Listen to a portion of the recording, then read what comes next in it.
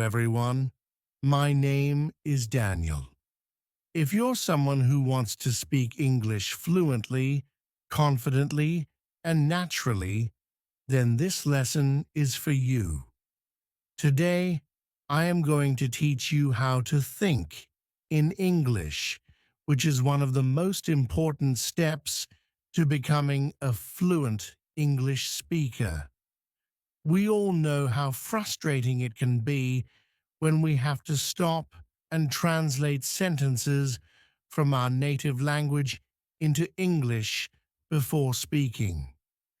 It slows us down, makes us feel less confident, and often leads to mistakes. Wouldn't it be amazing if you could skip that translation process and just think in English from the start? Well, I'm here to tell you that it's possible. By following 4 simple stages, you can train your brain to think directly in English. Now let's get into today's lesson, how to think in English. Stage 1. Think in verbs. The power of action. Words. The first stage of learning to think in English is to focus on verbs. Verbs are the action words in a sentence. They describe what's happening.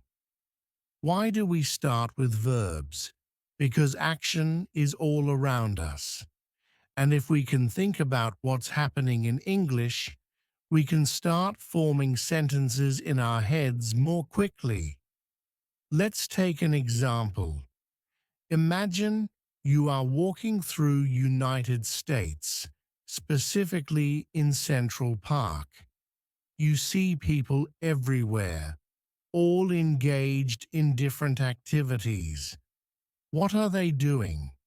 Some people are running, others are talking. You see a dog chasing a ball, and someone is feeding pigeons. These actions are described using verbs: run, talk, chase, feed. By observing the actions around you, you can start thinking about them in English. This process of observing and identifying actions is something you can do anywhere. Whether you're standing at a bus stop in London, waiting at a traffic light, or sitting in a cafe in Paris, there are always actions happening around you.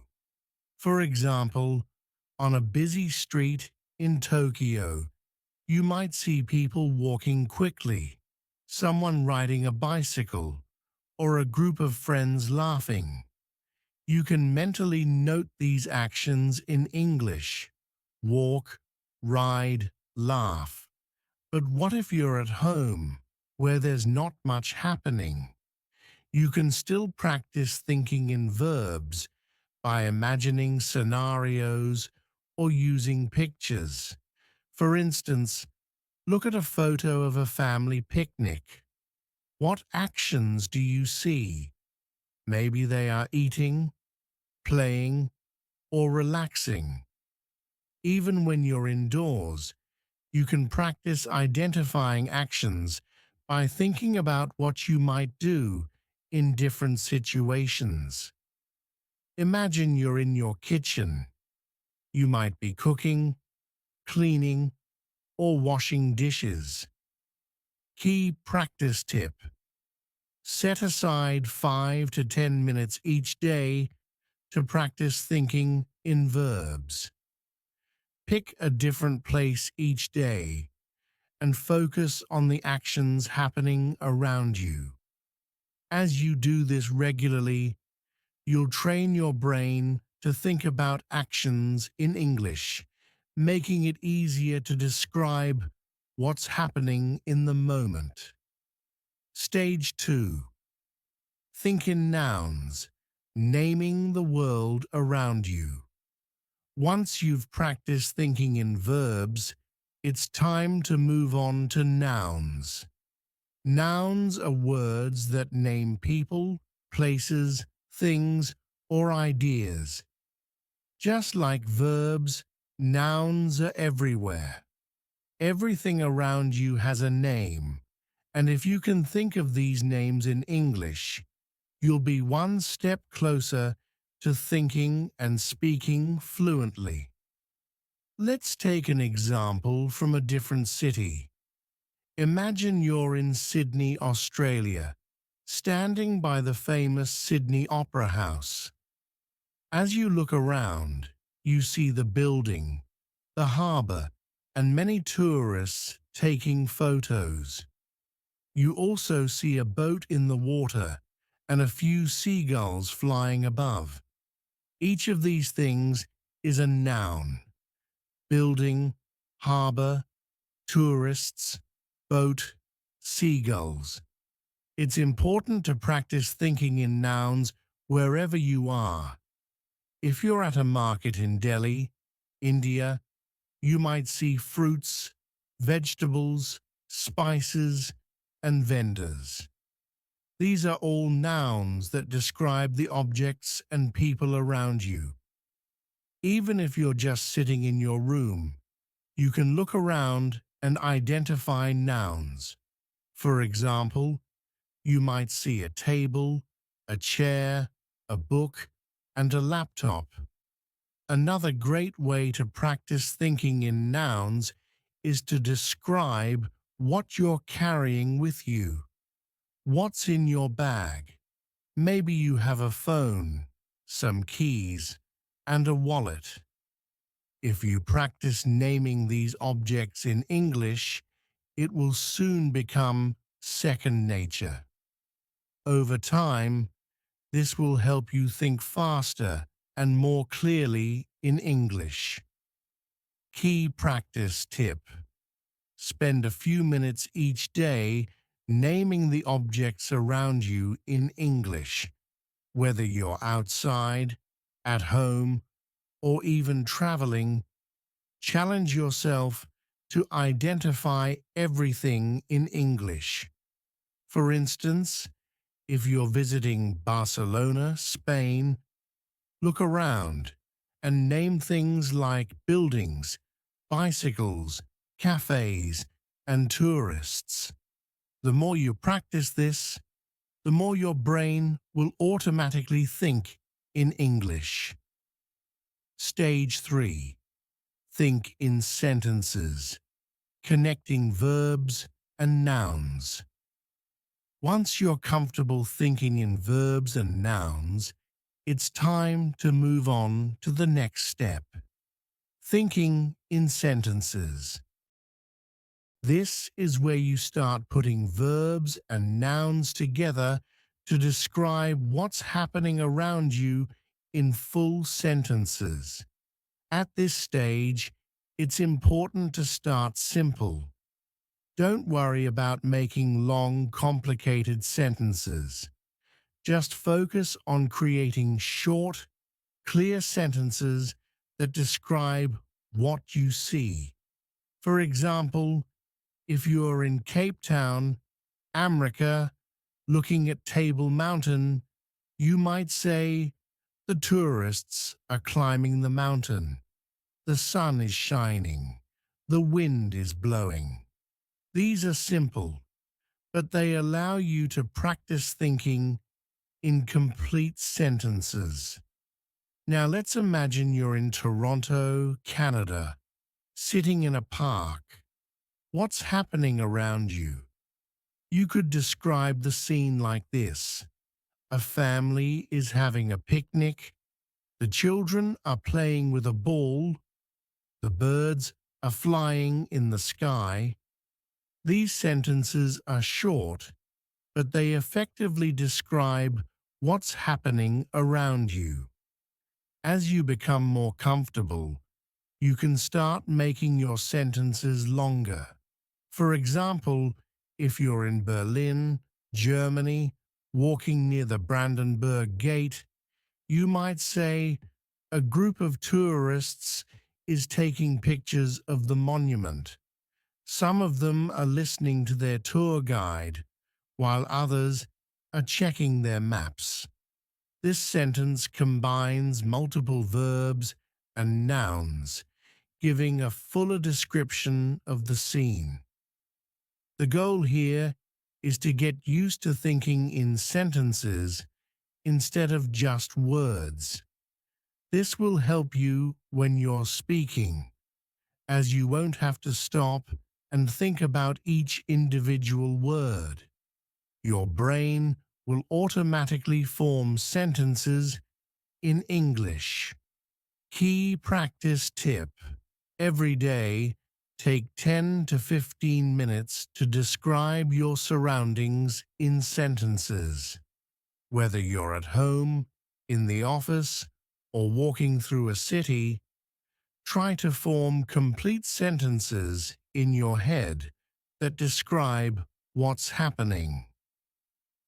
Stage 4. Think in paragraphs, bringing it all together. The final stage is to move from thinking in sentences to thinking in paragraphs. This means describing everything around you in more detail, telling a full story, or creating a more vivid picture of the scene. Imagine you're visiting the Great Wall of China. Here's how you might describe it in a paragraph. I'm standing on the Great Wall, and the view is incredible. The mountains stretch out as far as I can see, and the wall winds its way across the landscape. There are tourists all around me, taking pictures and walking along the wall. I can hear people speaking in different languages, and there's a cool breeze blowing through the air. The steps are steep, and the stone is worn from centuries of use. In this paragraph, you've combined everything: verbs, walking, speaking, nouns, tourists, mountains, wall, and sentences to create a full description of the scene. By practicing this, you'll start thinking in English more naturally, as you won't just be forming short sentences. You'll be able to describe things in full detail. Let's take another example. Imagine you're walking through a bustling market in Istanbul, Turkey. You might describe the scene like this. The market is filled with people, all busy shopping and bargaining with the vendors. I can smell the spices in the air, and the bright colors of the rugs and textiles catch my eye. A man is selling tea from a cart, and groups of tourists are taking photos. The sound of people talking and laughing fills the air, and the atmosphere is lively and energetic. When you practice thinking in paragraphs like this, you are training your brain to describe events and scenes in full detail without stopping to translate from your native language. This stage is essential because it helps you not only think in English, but also express your thoughts in a more coherent and fluent way. By focusing on forming paragraphs, you can talk more naturally and at length, which is key when you're aiming for fluency. Let's take one more example to practice. Imagine you're sitting in a cozy cafe in Amsterdam, Netherlands. Here's how you might describe the scene in a paragraph. I'm sitting at a small table by the window, sipping my coffee. The cafe is warm and inviting, with soft music playing in the background. Outside, I can see people riding their bicycles along the canal. The sky is cloudy, and it looks like it might rain soon. Inside, a few people are reading books, and a couple is chatting quietly over their breakfast. The smell of freshly baked bread fills the air, and the atmosphere is calm and peaceful. In this paragraph, you've combined all the elements, verbs, nouns, and sentences to create a vivid picture of the scene. This is the final stage of thinking in English, where you can describe situations in detail, just as you would in your native language. Take a few minutes to describe your day in a paragraph. Start from the moment you woke up and think about everything that happened. What did you do? Where did you go? Who did you meet? Try to describe it all in English. For example, today was a busy day. I woke up early and went for a walk in the park. The weather was nice, and I saw a lot of people exercising. After that, I had breakfast at a small cafe. I ordered a cappuccino and a croissant. Later, I went to work and had a meeting with my team. We discussed our new project, and everyone had great ideas. In the evening, I met a friend for dinner at a restaurant.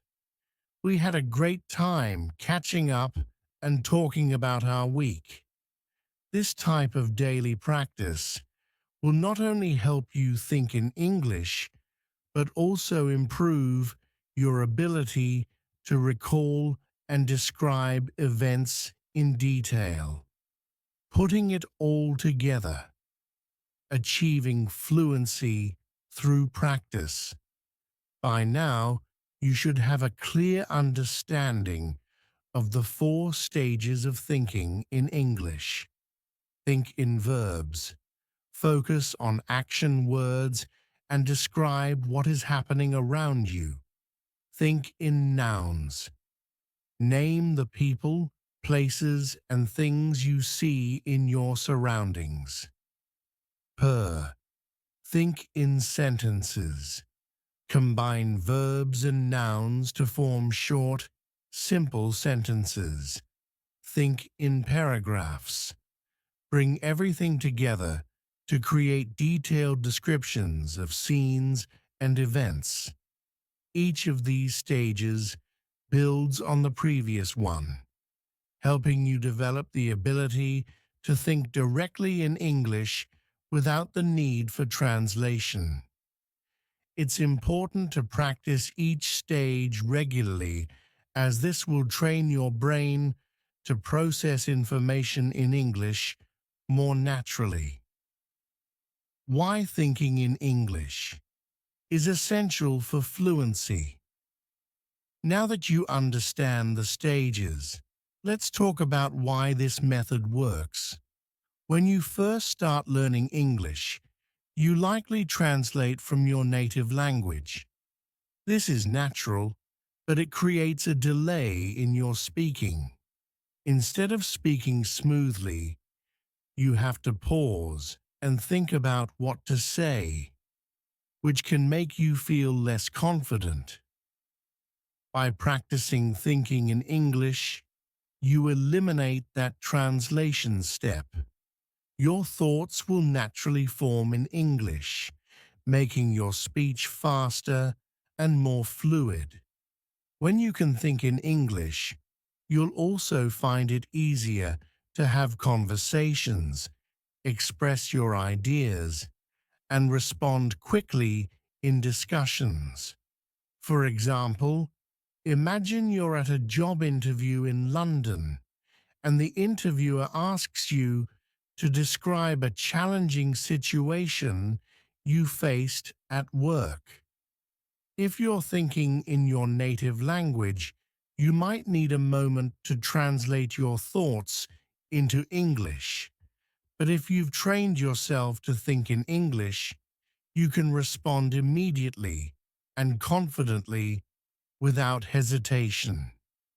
The same goes for everyday conversations.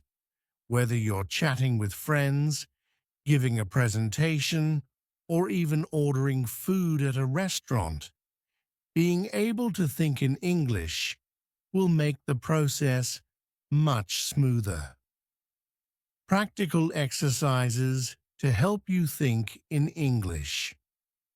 Now that you've learned the 4 stages, here are some practical exercises you can do to improve your ability to think in English.